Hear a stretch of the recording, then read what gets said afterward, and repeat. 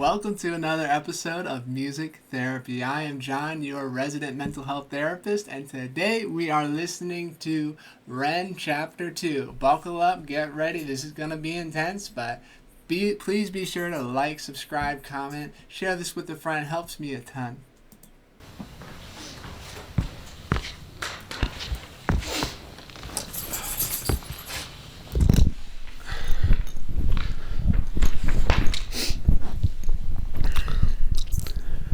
A year of living in a nightmarish purgatory does strange things to your psyche. I was still trying to push through university, but I found myself missing many lectures to stay in bed. I started noticing more unusual symptoms creeping in, a strange buzzing sensation in the soles of my feet. My vision started looking like fuzzy television static, something that I later learned was called visual snow, something with no known origin. My calf muscles started constantly twitching and spasming. At any moment they wouldn't go longer than 20 seconds without twitching, and that can drive you a bit nuts. All these symptoms I still live with to this day. You just become very used to tolerating constant discomfort. It becomes kind of the norm. Right, it doesn't get easier, we just get stronger. You get kind of desensitized to it. You just become very used to tolerating constant discomfort. It becomes kind of the norm, and kind of becomes like an annoying, unsettling radio static in the background of existence. I stopped taking my antidepressants after having cycled many different kinds. None of them helped. All of them gave me some new kind of symptom or side effect, like insomnia, dry mouth, heart palpitations, no libido, etc. I knew this doctor I worked with, and she used to say that there's no positive effect without negative effects. There's always going to be side effects to medication. I spent a lot of my time alone, but in the moments of respite I'd hang out with friends. We formed a band called Trick the Fox the year before I'd gotten sick. It was the one ray of sunshine I had at the time. I quickly became friends with a bass player called Charlie, and we developed some kind of musical telepathy where we both knew what the other was going to play before it even happened. That's amazing. It was the first musician I've ever felt this kind of chemistry with. I became a kind of third wheel in his Momoko's relationship. With time, Momoko became like a sister to me. To this day, it's one of my favourite people on this spinning rock. Performing with Trick the Fox was one of the rare times that I felt free. There was something about the duty of having to entertain others that let me escape the physical limitations of my own sick body, even if just for a moment.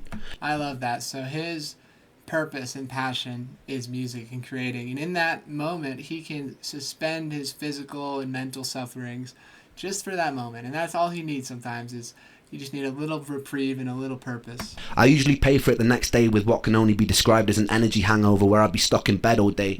But for me, that was worth it. Those days I was still fairly functional. It was around this time I started losing faith in the medical industry. Yeah, the more appointments I'd go to, adamant that something was wrong, the more of a hypochondriac they treat me as. Medical gaslighting is a real thing with chronic illness. They chalk me down as someone who was always requesting blood tests, and my mental health diagnosis probably didn't help that. Strangely, they never tested me for any kind of pathogens. I decided to embark on a precarious journey into the Russian roulette chamber of Dr. Google. I would type in the most predominant symptom of the day, and Dr. Google would tell me that I have a rare disease and I'm probably going to die. With time, I sharpened my search engine axe and refined what I was looking for. I dived headfirst into the abyss of online support groups, hoping to find solace or answers amongst fellow sufferers. We were like crabs in a barrel. Very rarely someone would find their silver bullet and announce what it was that cured them. Hundreds of people would follow their protocol, some with mild success, but most of us will still remain trapped. I joined as many online support groups as I could. It was a bit like the beginning of Fight Club, except instead of faking conditions to feel accepted, I was desperately hoping I had those conditions so I could cure myself and get the fuck out. I convinced myself I had conditions like candida, magnesium deficiency, parasites, adrenal fatigue, heavy metal poisoning, etc. At the time, I felt like I was single-handedly keeping Jeff Bezos in business. While most students were spending their student loan on drinks, I'd spend mine on the supplement or protocol of the week. I'd follow whatever herbal or supplement protocol was suggested. And this is what people do when they're desperate, when they're suffering and there's no concrete medical explanation for it. They're going to problem solve. They're going to fill in the blanks on Google and these peer support groups and supplements, because when you're in that much pain, you got to find some reprieve. And if one of these supplements out of 100 he tried works, then it's well worth it. And I love how he's never giving up on himself here, whether it's actively searching for peer support groups or trying different supplements and requesting new blood tests. I love that he's persistent and relentless in his pursuit of getting better. Sometimes noticing mild improvement and sometimes getting a lot worse. Most of the time feeling nothing. A story would pop up on one of these groups like, after I did a 30-day parasite cleanse of wormwood, cloves and garlic, all my symptoms disappeared. I'd read a story like this, get full of hope, and put myself through a grueling 30 days, which would often result in a worsening of symptoms. My body felt even sicker and weaker, but I'd stick it out because I was told that this was a good sign. The parasites are dying. I peered into the toilet bowl and valiantly waved goodbye as I flushed their imaginary corpses into a watery abyss. At the end of the 30 days, I'd be left with a lighter wallet and all my... This is really the danger of echo chambers online, because no one has your exact mental or physical illness, and you get told all these different things from Dr. Reddit or Dr. Google, and it's probably not going to work perfectly for you, but it just shows you how exhausted he is and how many things he's tried to no avail. My symptoms still remaining. And if that didn't work, I'd move on to what was next. Maybe I have seasonal affective disorder. Alright, so I'd get on the internet, order a light, stare at it for 10 minutes a day, and to my big fucking surprise, still have all my symptoms. The only thing that light illuminated for me was that I was desperate enough to buy a glorified table lamp. Oh, that's rough. I kid you not when I say that over the years I probably have taken nearly every dietary health supplement known to man. One of the most grueling self-treatment courses came when I did a round-the-clock heavy metal chelation. I would take a supplement called ALA and DMSA, which supposedly shuttle mercury molecules out of your body through a process called chelation. I would have to take the pill once every 3 hours around the clock, which meant setting multiple alarm clocks to wake up and take them. My goodness. The supplements came with their own side effects.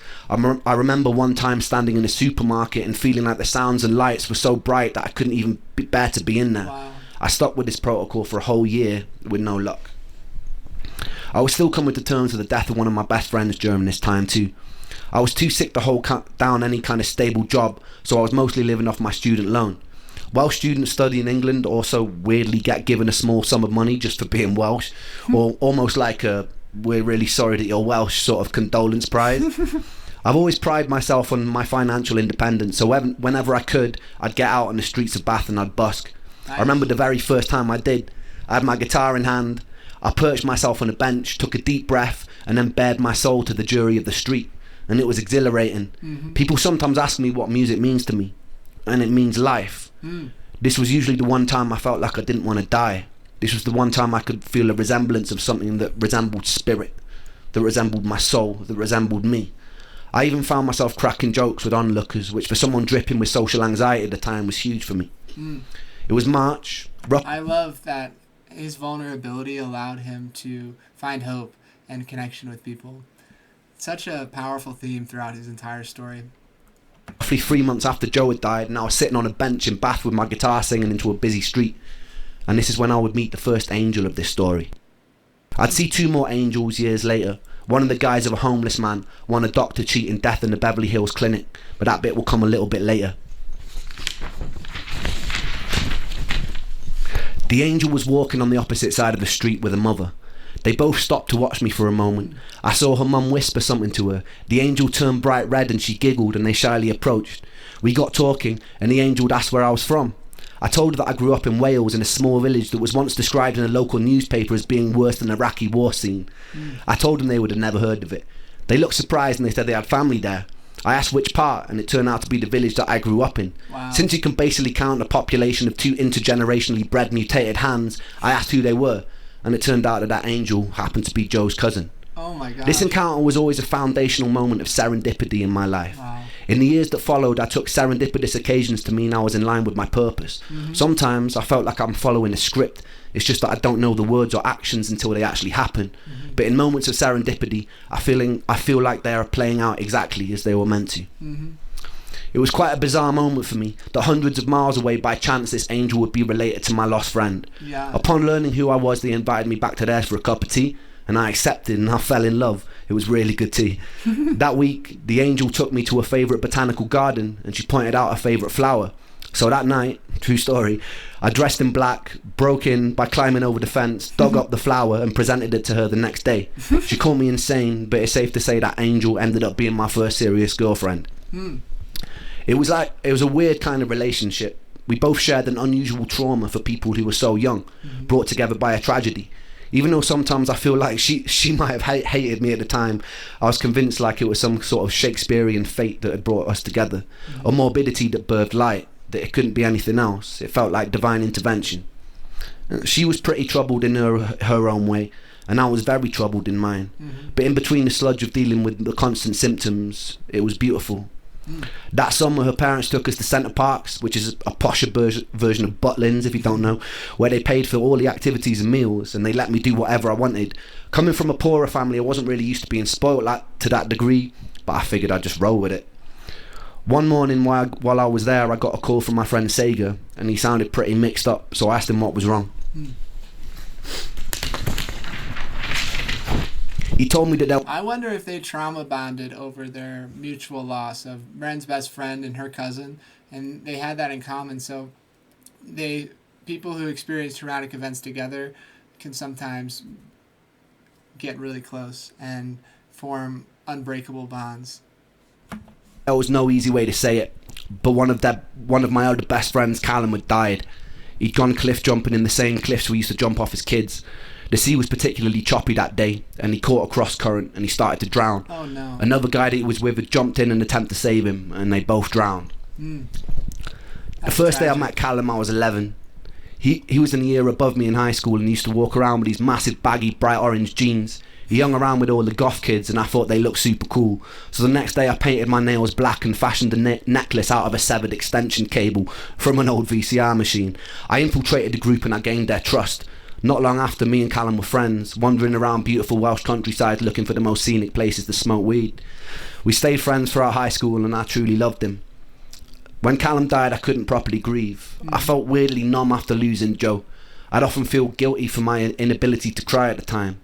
A couple of years later, I'd learned another friend of mine that I used to play function gigs. So it seems like he is numb initially to the loss of his friend Joe and then the loss of his two other friends who passed away. And that's a normal response because we don't want to feel all of those sad, grieving, bereavement emotions all at once. So we become numb and we can become desensitized to death in our life. And maybe that's what he's experiencing here with his two other friends. To cry at the time. A couple of years later, I'd learned another friend of mine that I used to play function gigs with had thrown himself off a cliff facing Dover. And again, I felt numb. I couldn't tell if this new acceptance of the inevitability of death was a beautifully liberating thing, or if it was a sign that my humanity was slipping away. I think it can be kind of both because he has experienced such profound loss at such a young age, losing several people that he was very close to suicide, to accidents, and both of those are equally jarring. They're completely uprooting, and I think it can be both those things at once. To this day, death has kind of remained a bit of a matter-of-fact part of my life. During my years of sickness, I had to crawl through a morbid longing to be killed by my illness to find a more peaceful acceptance that death is just an inevitable consequence of life and it doesn't spare anyone. That never left, and I haven't ever really been scared of dying since. Some days I've tempted it. What I'm more scared of is having to live my whole life as a sick person. Right. Death, at least, you're not suffering unjustly, and being sick is like you're living in a fragment or like a shell of who you could be. And that's torturous. In my relationship with death, the most healing moment occurred just 2 years ago. My grandmother, who I loved to pieces, was dying, but I actually got the chance to say goodbye this time, to hold her hand, to thank her for being alive. I remember not long before she passed, she was lying in the hospital bed, and she was very weak and very pale, barely able to open her eyes. I asked how she was, and it seemed like a stupid question as soon as it left my mouth. She paused for a long moment, and she turned her head to look at me, and she opened her eyes, and she smiled. And she said she felt happy. Aww. And it was just one word, happy, which was simple and it was beautifully profound. And that was one time I'd gotten a chance to say goodbye. And wow, I love how that's able to reshape his relationship with death, to not have it happen to young people that he is surprised by that they died, and how your relationship with death can change over time as you progress through life stages. it was the first time that I hoped that one day I would die happy. The following year, I would achieve something beyond my wildest dreams, and then I would lose it almost as soon as it came. Stay tuned for that. Mic drop. I'm curious now. I don't wanna hear no words today, because they pull me under. In the castle of my room I'll hide away from the outside thunder. Gonna lock my troubles outside of this door, 'cause today it's just me and these four walls. I love it. Compartmentalizing. Such a beautiful entry to the song. I said I wanna run away, fly to another place, fly to another place. Say oh. Said I wanna run away, fly to another place, fly to another place. The light that I hold, it turns to grey, and that makes me wonder, will I always feel this way? So far under, but I put my soul on show for everyone to see, 'cause even though it's bruised, I know it holds such beauty. I love that. Even though he's bruised, he still holds so much beauty. And that is what I love about Ren. His vulnerability is unrivaled. He comes out here with his baggage and he presents it like a badge of honor. And that is what makes people so fun to work with in therapy, is people who aren't afraid of their past, people who can talk about it and work through it. I said I wanna run away, fly to another place, fly to another place. Say oh. I said I wanna run away, fly to another place, fly to another place. Nobody here but me today, but that makes me stronger, 'cause I wash away the pain under sheets of feather. Wanna lock my troubles outside of this door, 'cause today it's just me and these four walls. I love it. How he can confine himself outside of his suffering when he just puts himself in a box with his four walls and can create music. I love it. I said I wanna run away, fly to another place, fly to another place. Say oh. I said I wanna run away, fly to another place, fly to another place. Say oh. I love it. He wants to get out of his suffering. He wants to find reprieve to his symptoms. And avoidance is one of the biggest trauma responses, to get out of your place, to get out of your environment, to change people, places, and things, because maybe that'll help things. If your environment is sick, you'll never know until you get out of there. I said I wanna run away, fly to another place, fly to another place. Say oh. I said I wanna run away, fly to another place, fly to another place. I crave relief in solitude. I search for peace, but pain pursues. Oh, I love that. He finds peace in songs, but pain still pursues him thereafter. Please something, just free me, give me some truth. My head is a prison, I need to move.